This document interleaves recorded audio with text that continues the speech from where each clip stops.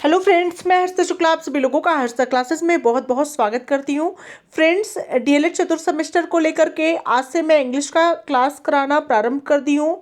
English के classes के अंतर्गत आज हम लोग क्लास 1 की बात करेंगे। क्लास 1 में मैं लेकर के आई हूँ सेंटेंसेस एंड इट्स टाइप्स, और इसके सभी पूरे बेसिक से लेकर के आप कठिन प्रश्नों तक के का अध्ययन इस एक वीडियो के अंतर्गत करने वाले हैं। पूरी वीडियो में अंत तक बने रहें, क्योंकि निश्चित रूप से यहाँ से परीक्षा में प्रश्न हर साल पूछा जाता है और इस साल भी पूछा जाएगा। ठीक है फ्रेंड्स, और अगर अभी तक आप लोगों ने हर्षिता क्लासेस को सब्सक्राइब नहीं किया है तो गणित, अंग्रेजी और उसके साथ साथ सभी सब्जेक्ट्स की बेहतरीन तैयारी के लिए हर्षिता क्लासेस चैनल को सब्सक्राइब करना बिल्कुल भी ना भूलें, क्योंकि यहाँ से ही आप लोगों की बहुत ही बेहतरीन प्रिपरेशन होगी और आप लोगों में से किसी भी प्रशिक्षु का बैक नहीं आएगा। ठीक है फ्रेंड्स, तो बिल्कुल आप लोग तैयार हो जाइए, ध्यान से बिल्कुल एक एक चीज को समझते जाइए। ठीक है, तो चलिए स्टार्ट करते हैं। तो फ्रेंड्स, यहाँ पर सबसे पहले वाक्य की परिभाषा की हम बात करेंगे कि सेंटेंस होता क्या है। ठीक है, तो सेंटेंस क्या होता है कि हर भाषा में कुछ भी कहने या लिखने के लिए शब्दों के समूहों का प्रयोग होता है। ठीक है, शब्दों का वह समूह जिसमें किसी भी बात का भाव पूर्णतः स्पष्ट हो, ठीक है, उसे वाक्य कहते हैं। दूसरे शब्दों में हम कह सकते हैं कि वाक्य वे हैं जिनसे सुनने वाले को पूर्ण संदेश का पता चल पाए। मतलब कि वाक्य वो कहलाते हैं जैसे शब्दों के समूह से मिल करके ही वाक्य का निर्माण होता है, और किसी भी भाषा में, मतलब चाहे जिस भाषा में व्यक्ति बातचीत करता है, कम्युनिकेट करता है, तो उसमें शब्दों को अपने शब्द, मतलब किसी को कोई इसको संदेश देना है या किसी से अपनी बात को कहनी है, तो उन्हीं शब्दों के समूह को जोड़ करके एक वाक्य का निर्माण होता है। ठीक है, उन्हें ही हम वाक्य कहते हैं। जैसे कि इंग्लिश में आप समझ सकते हैं कि इन एवरी लैंग्वेज, मतलब प्रत्येक भाषा में there is a need of group, ठीक है, ऑफ वर्ड्स, मतलब कि शब्दों के समूह की ज़रूरत होती है, आवश्यकता होती है टू कम्युनिकेट, मतलब बातचीत करने के लिए, वार्तालाप करने के लिए। Such group of words that communicate a complete message, मतलब शब्दों के ऐसे समूह जिनसे बातचीत करने में एक पूर्ण संदेश जो है दूसरे तक पहुंच जाए, इट्स कॉल्ड अ सेंटेंस, उन्हें वाक्य कहते हैं। ठीक है, आप एग्जाम्पल से समझ सकते हैं। मान लीजिए आपने मुझसे पूछा क्या ऑफिस जाओगे, समझिए वाक्य क्या है। तो मैंने उत्तर दिया नहीं। आपने मुझसे पूछा मैम क्या आज आप पढ़ाएंगी, तो मैंने बोला नहीं, या मैंने बोला हाँ। ठीक है, तो आप समझ गए कि मैं ऑफिस नहीं जाऊंगा। ठीक है, आपका प्रश्न क्या ऑफिस जाओगे भी एक वाक्य है। ठीक है, और मेरा उत्तर नहीं भी एक वाक्य है। ठीक है, ये बात अलग है कि मेरा वाक्य सिर्फ एक शब्द से मिलकर बना है, मतलब मेरा वाक्य एक ही शब्द में कंप्लीट हो गया, मेरा आंसर नहीं, और नहीं से आप तुरंत समझ लिए कि नहीं आज ऑफिस नहीं जाएंगी। ठीक है, तो कई शब्दों से नहीं, मतलब एक भी वाक्य जैसे हाँ या नहीं में अगर कुछ उत्तर दिया जाता है तो वो भी अपने आप में एक कंप्लीट वाक्य ही होता है, पूर्ण वाक्य ही होता है। महत्वपूर्ण यह नहीं है कि वाक्य में कितने शब्द हैं, ये महत्वपूर्ण नहीं है। महत्वपूर्ण यह है कि कहे गए वाक्य द्वारा संदेश पर्याप्त है या नहीं है, मतलब मैसेज मिल रहा है आपको सही या नहीं मिल रहा है, ये सबसे इम्पोर्टेंट होता है। मतलब आपने जो प्रश्न पूछा उसका जवाब आप लोगों को सही मिल गया, ये सबसे ज़्यादा इम्पोर्टेंट है वाक्य निर्माण में। उसमें ये इम्पोर्टेंट नहीं है कि आंसर मैंने कितने शब्दों में आप लोगों को दिया है। ठीक है, अगर आप ध्यान से सोचें तो मेरे कहने का तात्पर्य स्पष्टता था कि मैं ऑफिस नहीं जाऊंगी। ठीक है, इसलिए मेरा वाक्य पूर्ण व पर्याप्त है। ठीक है, तो इस तरह से आप वाक्य को समझ सकते हैं कि वाक्य में मतलब बातचीत करने के लिए, कम्युनिकेट करने के लिए किसी भी भाषा में शब्दों के समूह की ज़रूरत होती है जिससे हम वाक्य कहते हैं। और वाक्य में कोई भी लिमिटेशन नहीं होता है कि इतने वाक्य में ही वो वाक्य पूर्ण होगा या पूर्ण सही माना जाएगा। जितने शब्दों में आप वाक्य को सही से मतलब अपना संदेश दूसरों तक पहुंचाते, जैसे आपकी मम्मी पूछती है क्या आपको भूख लगी है, क्या आप खाना खाएंगे, तो आप क्या बोलते हैं, नहीं खाएंगे, अभी भूख नहीं है, अभी भूख नहीं है, अभी खाना नहीं खाएंगे, या बोलेंगे नहीं। नहीं भी बोलेंगे तभी मम्मी समझ जाएंगी कि नहीं अभी बच्चे को भूख नहीं है, अभी मेरे बेटे या बेटी को भूख नहीं है, अभी खाना नहीं खाएंगे, अभी पढ़ाई कर रहे हैं। ठीक है, तो इस तरह से ये कंप्लीट वाक्य उनके लिए हो गया, आपको पूरा डिटेल में बताने की ज़रूरत नहीं है। तो इस तरह से सेंटेंस के टाइप्स को आप समझ लीजिए फ्रेंड्स कि वाक्य के प्रकार क्या होते हैं। तो वाक्य के प्रकारों की हम बात क्लासिफिकेशन 1 और 2 के माध्यम से करने वाले हैं। इस वीडियो के अंतर्गत पूरा क्लियर मैं कर देने वाली हूँ। ज़्यादा समय नहीं लूँगी आप लोगों का कि 2-3 पार्ट्स में मैं वीडियो बनाऊँ और 2-3 दिन लगाऊँ।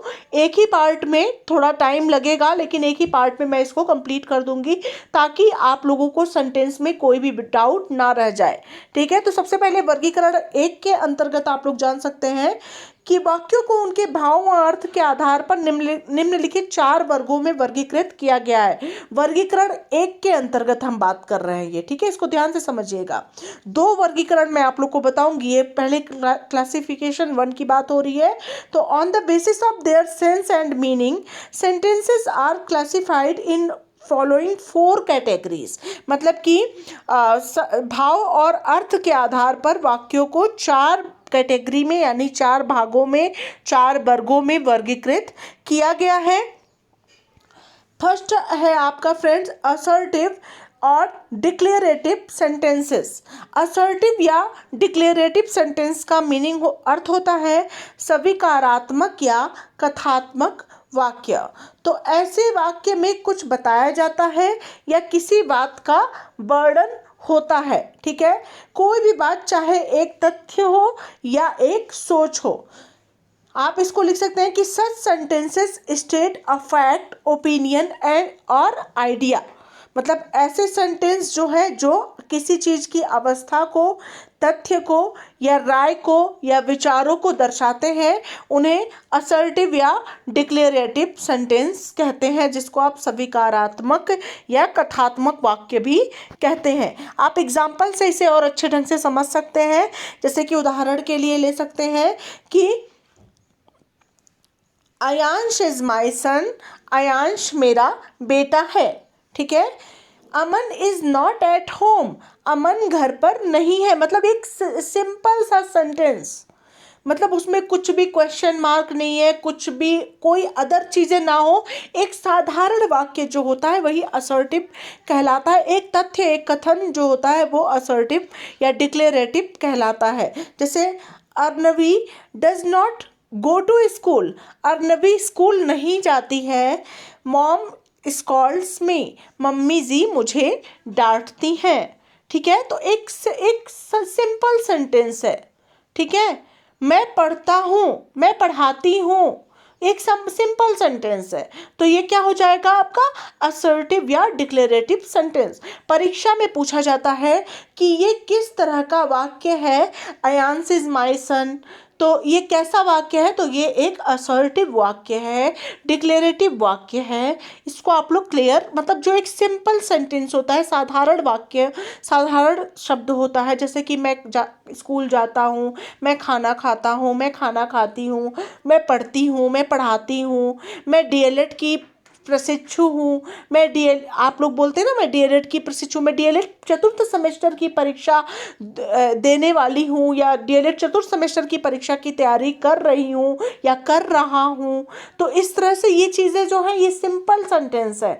ठीक है, मैं स्कूल, आजकल कोरोना संक्रमण चल रहा है, तो ये सिंपल सेंटेंस है। तो इसको आप क्या कहेंगे, असर्टिव या डिक्लेरेटिव सेंटेंस कहेंगे। ठीक है, अब बात करते हैं, अब इसको देखिए, ऊपर दिए गए सभी वाक्यों में कुछ बताया गया है, अर्थात किसी बात का वर्णन है। आम बोलचाल में सबसे अधिक जो वाक्य प्रयोग किए जाते हैं वो असर्टिव या डिक्लेरेटिव के अंतर्गत ही आते हैं। मतलब सबसे ज़्यादा आप वाक्य इन्हीं वाक्यों का आप प्रयोग करते हैं। ठीक है, तो ये असर्टिव या डिक्लेरेटिव के अंतर्गत आते हैं। ठीक है फ्रेंड्स, अब बात करते हैं इंट्रोगेटिव सेंटेंसेस की। इंट्रोगेटिव सेंटेंसेस यानी प्रश्नवाचक वाक्य, ठीक है, जिसमें क्वेश्चन मार्क हो, प्रश्न पूछा जाए। जैसे कि ऐसे वाक्य जिनमें कोई प्रश्न पूछा जाता है, सिंपल। ऐसे वाक्य जिसमें कोई आपसे कोई प्रश्न पूछता है या आप किसी से कोई प्रश्न पूछते हैं, वो इंट्रोगेटिव सेंटेंस कहलाते हैं। जैसे sentences where a question is asked, मतलब ऐसे वाक्य जिसमें क्वेश्चन पूछा जाता है। जैसे कि मैम क्या आप आज इंग्लिश की क्लास लेकर आएंगी? तो ये कैसा वाक्य हो गया? ये हो गया आपका ये इंट्रोगेटिव सेंटेंस हो गया। ठीक है, तो ये सारी चीजें इंट्रोगेटिव सेंटेंस के अंतर्गत होती हैं। मैम चतुर्थ सेमेस्टर की परीक्षा कब तक होगी? तो ये क्या हो गया? इंट्रोगेटिव सेंटेंस हो गया। आप लोग मन लगाकर पढ़ रहे हैं या नहीं पढ़ रहे हैं? आप लोग चतुर्थ सेमेस्टर की तैयारी ढंग से कर रहे हैं या नहीं कर रहे हैं? तो ये क्या हो गया? इंट्रोगेटिव सेंटेंस हो गया। तो ये इस तरह से इंट्रोगेटिव सेंटेंस यानी प्रश्नवाचक वाक्य जिसमें क्वेश्चन पूछा जाता है। एग्जाम्पल के लिए आप देख सकते हैं, is Aman not at home, क्या अमन घर पर नहीं है? जैसे कि डू यू प्ले, क्या तुम खेलते हो? डू यू रीड, क्या तुम पढ़ते हो? तो ये जो है एग्जाम्पल से आप जान सकते हैं, जहाँ पे आपका क्वेश्चन मार्क का प्रयोग हो, जहाँ पे कोई भी क्या, क्यों, कैसे, कब, कहाँ, ऐसे क्वेश्चन वर्ड का प्रयोग होता है और साथ में क्वेश्चन मार्क का भी प्रयोग होता है, वही सेंटेंस इंट्रोगेटिव सेंटेंस कहलाते हैं। ध्यान दीजिए, पहला आपका मैंने आप लोग को बताया है असर्टिव या डिक्लेरेटिव सेंटेंस, दूसरे नंबर पे मैंने आपको बताया है इंट्रोगेटिव सेंटेंस यानी प्रश्नवाचक वाक्य। ये वाक्य के ही प्रकारों के अंतर्गत आते हैं। अब नेक्स्ट बात करते हैं नंबर 3 प्रकार की वाक्य के फ्रेंड्स, इम्परेटिव सेंटेंसेस यानी आज्ञा सूचक वाक्य। ठीक है, मतलब कि ऐसे वाक्य जो आज्ञा, आदेश या प्रार्थना व्यक्त करें। ठीक है, sentences which are used to permit, command और request are known as imperative sentences। मतलब ऐसे वाक्य जिससे आज्ञा मांगा जाए, ठीक है, या प्रार्थना पत्र जैसे लिखते हैं या प्रार्थना की जाती है किसी से, तो आदेश दिया जाता है किसी को, कमांड दिया जाता है किसी को, या ठीक है, तो इस तरह के जो सेंटेंस आएंगे वो इम्परेटिव सेंटेंस कहलाएंगे। एग्जाम्पल से आप लोग यहाँ पर अच्छे से समझ सकते हैं, जैसे कि सिट देयर, वहाँ बैठो, गो देयर, वहाँ जाओ, कम हेयर, यहाँ आओ। ये क्या है? ये आदेश है। ठीक है, लेट मी गो, मुझे जाने दो, लेट मी गो, मुझे जाने दो। ठीक है, तो इस तरह से अगर कोई जो है क्वेश्चन, कमांड, रिक्वेस्ट, ठीक है, मे आई गो नाउ, क्या मैं अब जा सकता हूँ? May I go now, may I come in ma'am. आप लोग स्कूल में बोलते हैं मे I come in ma'am, may I come in sir, तो वो क्या होता है? मतलब वो आदेश लेना होता है, मतलब रिक्वेस्ट करना होता है, क्या मैं अंदर आ सकती हूँ? मतलब एक प्रकार से परमिट होता है, ठीक है, परमिशन होता है, परमिशन लेना होता है। तो इस प्रकार से आप लोग समझ सकते हैं कि इम्परेटिव सेंटेंस में जितने भी ऐसे सेंटेंस होते हैं वो आपके इम्परेटिव सेंटेंस के अंतर्गत आते हैं। ठीक है, अब बात करते हैं फ्रेंड्स नंबर 4 एक्सक्लामेटरी सेंटेंस यानी विस्मयादि बोधक वाक्य की। ध्यान दीजिएगा, तो ऐसे वाक्य जिनमें अचानक उत्पन्न हुई भावनाओं जैसे कि दुख हो, खुशी हो, हैरानी हो, डर हो आदि की अभिव्यक्ति होती हो। ठीक है, जैसे अचानक से जो चीज़ें होती हैं, जैसे कुछ भी आपको कोई प्राइज़ मिल जाता है, ठीक है, आपको मतलब कोरोना संक्रमण से कितने लोग जैसे की तबीयत खराब है, कितनी जगहों से बुरी खबर सुनने को मिलती है, तो वो दुख की खबर, अचानक से आपको दुख की खबर सुनाई दे, अचानक से आपको खुशी की खबर सुनाई दे कि कोरोना संक्रमण अब ख़त्म हो रहा है, इस तरह से खुशी की खबर सुनाई दे, तो अचानक से हैरान करने वाली खबर आ जाए। ठीक है, जैसे अचानक से कई चीज़ें आ रही हैं, हैरान करने वाली खबरें आ रही हैं, डर अचानक से उत्पन्न हो जाए, तो वो चीज़ें, मतलब ये सारी चीज़ें जिसमें ये सारी भावनाएं निहित होती हैं जिन सेंटेंस में, वो सेंटेंस होता है एक्सक्लामेटरी सेंटेंस यानी विस्मयादिबोधक वाक्य। अब आप इसको समझ सकते हैं, sentences which are use to express sudden emotions, मतलब जो अचानक के इमोशंस, अचानक की अभिव्यक्ति पर आधारित जो सेंटेंस होते हैं, जैसे कि सच है जॉय, आनंद का अनुभव हो, ग्रीफ यानी दुख का अनुभव हो, शॉक यानी कि अचंभे का अनुभव हो, फियर यानी भय का अनुभव हो, डर का अनुभव हो, ऐसे सेंटेंस, ऐसे वाक्य वो क्या कहलाते हैं, वो कहलाते हैं आपके एक्सक्लामेटरी सेंटेंसेस। अब बात करते हैं, जैसे कि आपका हो गया वाओ, बहुत अच्छा हुआ, वाओ, कोई चीज़ अगर आपको मतलब बहुत अच्छी लगती है तो आप कहते हैं वाओ कितना अच्छा है ये, ठीक है। मतलब जैसे कोरोना, अब कोई कह दे कि कोरोना अब धीरे धीरे ख़त्म हो रहा है तो थैंक गॉड, मतलब भगवान का शुक्र है कि ख़त्म हो रहा है, थैंक गॉड। तो वो भी क्या हो गया आपका, वो भी हो गया आपका एक्सक्लामेटरी सेंटेंस, ठीक है। ओ गॉड, अरे भगवान, जैसे कोई दुख का खबर सुन लिया तो ओ गॉड, ठीक है। तो इस तरह से दुख का खबर, खुशी का खबर, फियर, ठीक है, अरे, ठीक है, मतलब बोलते नहीं अरे ऐसा ऐसा कैसे हो गया, ठीक है। तो ये सारी चीज़ें क्या होती हैं, हुर्रा, जैसे खुशी की खबर, हुर्रा, हिप हिप हुर्रे नहीं बोलते, हुर्रा, मतलब आई वॉन द मैच, मैंने मैच जीत लिया। तो इस तरह से जो मतलब जो सडन एक्सप्रेशन होते हैं लोगों के, वही होते हैं एक्सक्लामेटरी सेंटेंसेस। अब नेक्स्ट आता है friends optative sentence. Optative sentence का मतलब होता है इच्छावाचक वाक्य। इच्छावाचक वाक्य क्या होता है, जैसे कि the type of sentences which contains a wish is present is called as optative sentence. मतलब वह वाक्य जिसमें आकांक्षा अभिव्यक्त हो उसे इच्छावाचक वाक्य कहते हैं। जैसे कि एग्जाम्पल, गॉड ब्लेस यू, भगवान आपका भला करे। जैसे आप क्या करते हैं, मतलब किसी चीज़ की इच्छा करते हैं, जैसे किसी को आशीर्वाद देते हैं या किसी चीज़ की खुद में इच्छा करते हैं, या किसी को कहते हैं आप सक्सेसफुल हो जाए, आप खूब आगे बढ़ें, आप खूब आगे जाएं, भगवान करे कि थर्ड सेमेस्टर प्रमोट हो जाए, फोर्थ सेमेस्टर की परीक्षा जल्द से जल्द हो जाए, जल्दी से क्या बोलते हैं रिजल्ट बहुत अच्छा आ जाए, ठीक है, जल्दी से टीचर बन जाए। तो ये सारी चीज़ें क्या होती हैं, इच्छावाचक वाक्य के अंतर्गत ही आती हैं। जैसे कि God bless you, may God be kind, ठीक है, भगवान की तुम पर कृपा हो, God willing you will succeed, भगवान ने चाहा तो आप सफल होंगे, फियर द अलमाइटी, भगवान से डरो, ठीक है, मे द बेस्ट विन, सबसे अच्छा जीत हो, ठीक है। तो इस तरह से जो वाक्य होते हैं वो क्या होते हैं, ऑप्टेटिव सेंटेंस होते हैं, ठीक है फ्रेंड्स। तो इस प्रकार से 5 प्रकार के आपके सेंटेंस जो है क्लासिफिकेशन 1 के अंतर्गत आए।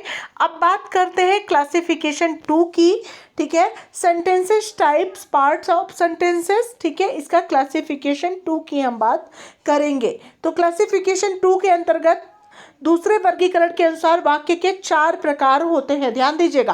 पहले वर्गीकरण के अनुसार वाक्य के 5 प्रकार मैंने आपको बताए, ठीक है। पहला है असर्टिव या डिक्लेरेटिव सेंटेंस, दूसरा आपका इंट्रोगेटिव सेंटेंस, तीसरा है इंपरेटिव सेंटेंस, चौथा है एक्सक्लामेटरी सेंटेंस और पांचवा है ऑप्टेटिव सेंटेंस, ठीक है। अब बात करेंगे फ्रेंड्स यहाँ पे 4 प्रकारों की। तो फर्स्ट नंबर पे आता है अफर्मेटिव यानी सकारात्मक वाक्य, ऐसे वाक्य जिसमें नहीं का प्रयोग ना तो नहीं का प्रयोग हो ना ही कोई प्रश्न पूछा गया हो, उसे अफर्मेटिव सेंटेंस कहते हैं। मतलब कि एकदम साधारण सिंपल, मतलब पॉजिटिव वे में जो भी प्रश्न, मतलब पॉजिटिव जो वर्ड होते हैं, सॉरी पॉजिटिव जो वाक्य होते हैं उन्हें ही आप अफर्मेटिव सेंटेंस के अंतर्गत यानी सकारात्मक वाक्य के अंतर्गत जानते हैं। जैसे कि राम एक अच्छा लड़का है, Ram is a good boy, इसमें नकारात्मक वाक्य कोई नहीं है, क्वेश्चन वर्ड कोई नहीं है। नेक्स्ट आपका नेगेटिव सेंटेंस आता है फ्रेंड्स, ऐसे वाक्य जिसमें नहीं का प्रयोग तो हो पर कोई प्रश्न ना पूछा गया हो। जैसे राम एक अच्छा लड़का नहीं है, Ram is not a good boy, negative कभी अफर्मेटिव नहीं हो सकता है, निगेटिव में आप अफर्मेटिव सेंटेंस को नहीं ला सकते हैं, निगेटिव में हर वाक्य निगेटिव ही होगा, ठीक है। तो उसमें क्वेश्चन वर्ड नहीं होगा प्लस अफर्मेटिव नहीं होगा, ओनली निगेटिव वाक्य होगा, ठीक है। जैसे कि अगला हो गया आपका फ्रेंड्स इंट्रोगेटिव वाक्य यानी प्रश्नवाचक वाक्य। तो ऐसे वाक्य जिसमें नहीं का प्रयोग ना हो पर प्रश्न पूछा गया हो, जैसे क्या राम एक अच्छा लड़का है, is Ram a good boy, तो ये आपका क्या हो गया, इंट्रोगेटिव सेंटेंस यानी प्रश्नवाचक वाक्य हो गया। अब नेक्स्ट है फ्रेंड्स नेगेटिव इंट्रोगेटिव यानी नकारात्मक प्रश्नवाचक, जैसे कि ऐसे वाक्य जिनमें नहीं का प्रयोग भी हो और प्रश्न भी पूछा गया हो, जैसे कि क्या राम एक अच्छा लड़का नहीं है, तो is Ram not a good boy. ठीक है, तो इस प्रकार से निगेटिव इंट्रोगेटिव होता है। फ्रेंड्स अब बात करते हैं वाक्य के भाग की, मतलब वाक्य कितने भागों से मिलकर बना होता है। तो सबसे पहले देखिए फ्रेंड्स, मैं आप लोग को बता दूं वाक्य जो है वो इस प्रकार से मिलकर बना होता है, जैसे कि सब्जेक्ट सबसे पहले आता है, प्लस वर्ब, और प्लस क्या आता है, ऑब्जेक्ट। ठीक है, तो सब्जेक्ट और वर्ब और ऑब्जेक्ट से मिलकर बना होता है वाक्य। सब्जेक्ट यानी कि जो काम को कर रहा है, वर्ब मतलब कि जिस काम को किया जा रहा है, और ऑब्जेक्ट मतलब कि जो काम है। ठीक है फ्रेंड्स, अब इसको आप आसानी से समझेंगे, जैसे कि पहले नंबर पे आपका सब्जेक्ट मैंने आप लोग को बताया है, तो सब्जेक्ट यानी कर्ता होता है जो काम को कर रहा है। तो सब्जेक्ट वो होता है जिसके बारे में वाक्य में या तो बात हो रही है या फिर वो जो किसी क्रिया यानी काम को कर रहा हो उसे ही सब्जेक्ट कहते हैं। दूसरे शब्दों में जो है सब्जेक्ट किसी भी वाक्य का प्रमुख केंद्र होता है। ठीक है, subject is the one whom which we talk about or the one who performs an action, मतलब कि सब्जेक्ट वह होता है, सब्जेक्ट करता होता है जो किसी काम को कर रहा है। ठीक है फ्रेंड्स, जैसे कि Ram is going to school, Ram is going to school है ना, राम स्कूल जा रहा है। तो यहाँ पे आपका सब्जेक्ट क्या है, सब्जेक्ट यहाँ पे राम है, क्योंकि स्कूल जाने का काम कौन कर रहा है, राम कर रहा है। और यहाँ पे गोइंग क्या है, गोइंग आपका वर्ब है, राम क्या काम कर रहा है, जाने का काम कर रहा है। गोइंग, गो मतलब जाना, राम जा रहा है, तो गो क्या है आपका वर्ब यानी क्रिया है। और स्कूल क्या है आपका, स्कूल आपका ऑब्जेक्ट है। ठीक है, स्कूल को जा रहा है राम, तो राम यहाँ पे आपका क्या हो गया, सब्जेक्ट हो गया। जो काम को करता है वही क्या होता है, सब्जेक्ट कहलाता है। अब आपको होप समझ में आ रहा होगा।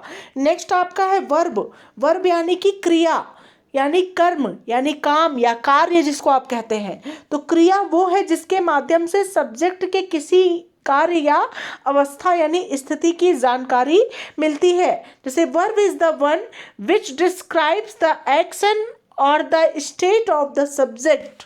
ठीक है, वर्ब वो कहलाता है जो डिस्क्राइब करता है एक्शन का मतलब कार्य का, स्टेट यानी अवस्था का, सब्जेक्ट के कार्य या अवस्था का वर्णन करता है, उसे ही वर्ब कहते हैं यानी क्रिया कहते हैं। ठीक है, मतलब सब्जेक्ट द्वारा जो कार्य किया जा रहा है वो कार्य ही क्रिया है। ठीक है, जैसे कि जाने का कार्य, खाने का कार्य, पीने का कार्य। शी इज कुकिंग फूड, वह खाना बना रही है। कुकिंग, कुकिंग क्या कर रही है, वो क्रिया कर रही है। कुकिंग, कुक करना भी एक क्रिया है। प्लेइंग क्रिया है, रीडिंग क्रिया है, जंपिंग क्रिया है। ठीक है, इस तरह से जो चीज़ें होती हैं, जो चीज़ें की जाती हैं वो क्रिया कहलाती है। वॉकिंग, वॉकिंग क्रिया है, रनिंग क्रिया है। ठीक है, इस प्रकार से ये सब क्रिया के अंतर्गत आते हैं। अब आइए समझते हैं, जैसे कि अब इस तरह से मैंने आपको समझा दिया, ज़्यादा कुछ समझाने की ज़रूरत नहीं है। अब बात करते हैं यहाँ पे, जैसे कि मैंने आप लोग को बताया, देखिए मुख्य क्रिया मेन वर्ब। ठीक है, मेन वर्ब की बात आप करेंगे, जैसे कि वह सब्जेक्ट के कार्य की जानकारी देती है। मुख्य क्रिया का सीधा सा मतलब कोई भी कार्य, जैसे कि नाचना, गाना, सोना, सोचना, पढ़ना, लिखना, देखना, हिलना, याद करना, पीटना आदि है। जैसे कि main verb describes the action of the subject such as to dance, to sing, to think, to read, to write, to see, to move, to miss, to beat it etcetera. तो ये सब मेन वर्ब कहलाते हैं। ठीक है, तो इस तरह से जरूरी नहीं कि काम वही हो जो हाथ पैरों से किया जा रहा हो, यानी फिजिकल हो। अगर आप कुछ सोच रहे हैं तो दिमाग भी आपका काम कर रहा है, यानी मेंटल वर्क तो हो ही रहा है, इसलिए सोचना भी एक कार्य है। ठीक है। Action doesn't only mean the physical work, when you think your brain work, so to think is also an action, hence it is a verb। ठीक है फ्रेंड्स। नेक्स्ट बात करते हैं फ्रेंड्स सहायक क्रिया यानी हेल्पिंग वर्ब की, या ऑक्सिलरी वर्ब क्या होता है। जैसे कि यह क्रिया सब्जेक्ट की अवस्था के बारे में बताता है। सब्जेक्ट के अनुसार वह समय काल यानी वर्तमान भूत भविष्य के अनुसार इनका प्रयोग किया जाता है।